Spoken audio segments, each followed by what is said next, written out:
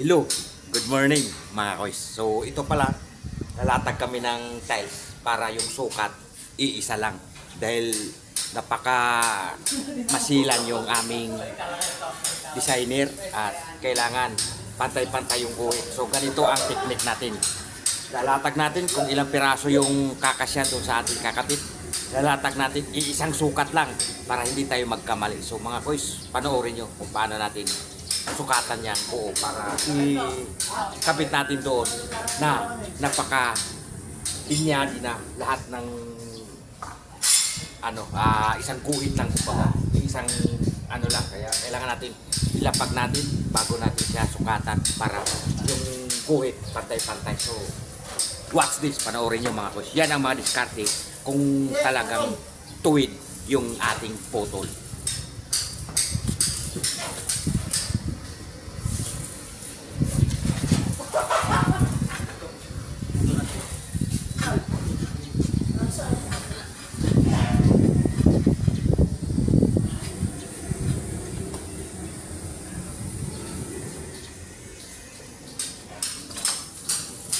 Ito ako ah.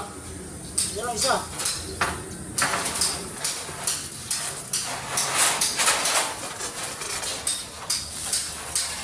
Dahil napaka-importante na hindi tayo magkamali ng sukat dahil napakamahal yung tiles na to.